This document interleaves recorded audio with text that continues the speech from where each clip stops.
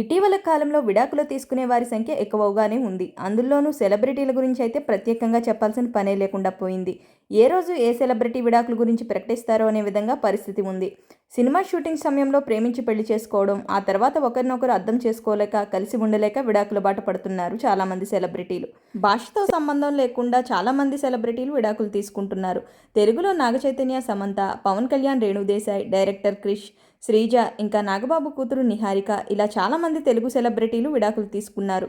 తమిళంలో కూడా ధనుష్, కమల్ హాసన్ వంటి వారితో పాటు బాలీవుడ్లో హృతిక్ రోషన్, అమీర్ ఖాన్ వంటి సూపర్ స్టార్లు సైతం తమ వైవాహిక జీవితానికి గుడ్ బై చెప్పి ఒంటరి జీవితాన్ని గడుపుతున్నారు. తాజాగా ఈ లిస్టులో స్టార్ సంగీత దర్శకుడు, ఆస్కార్ అవార్డు గ్రహీత ఏఆర్ రెహమాన్ కూడా చేరారు.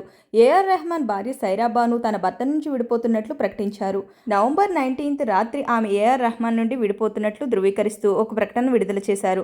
తమ మధ్య సయోధ్య చేయలేని దూరం పెరిగిపోయిందని, అందుకే ఈ కఠిన నిర్ణయం తీసుకోవాల్సి వచ్చిందని సైరా బాను తన ప్రకటనలో చెప్పుకొచ్చారు. ఏఆర్ రెహమాన్కు ఆయన భార్య విడాకులు ఇవ్వడంపై సినీ వర్గాలు ఒక్కసారిగా షాక్కు గురయ్యాయి. అయితే వీరు విడాకులు తీసుకోవడానికి గల కారణాలు మాత్రం ఇంకా తెలిసి రాలేదు. దీనిపై ఏఆర్ రెహమాన్ కూడా ఎక్స్ ద్వారా స్పందించారు. తమ వివాహ బంధం త్వరలోనే 30 సంవత్సరాలు పూర్తి చేసుకుంటుందని భావించామని, కానీ అనూహ్య రీతిలో ముగింపు పలకాల్సి వచ్చిందని ఆయన అన్నారు. పగిలిన హృదయాలు దైవాన్ని కూడా ప్రభావితం చేస్తాయని, తిరిగి యథాతథంగా అతుక్కోలేవని రెహమాన్ వ్యాఖ్యానించారు. కఠిన పరిస్థితిలో తమ వ్యక్తిగత గోప్యతను అర్థం చేసుకుంటారని భావిస్తున్నామంటూ ఆయన ప్రకటన విడుదల చేశారు. రెహమాన్ దంపతులు 1995లో పెళ్లి చేసుకున్నారు. దాదాపు 29 ఏళ్లు కలిసి జీవించారు. వీరికి 3 పిల్లలు ఉన్నారు. వారి పేర్లు ఖతీజా, రహీమా, అమీ. ఈ వీడియో కనుక నచ్చినట్లయితే వీడియోని లైక్ చేసి, షేర్ చేసి నా ఛానల్ని సబ్స్క్రైబ్ చేసుకోండి. Thanks for watching.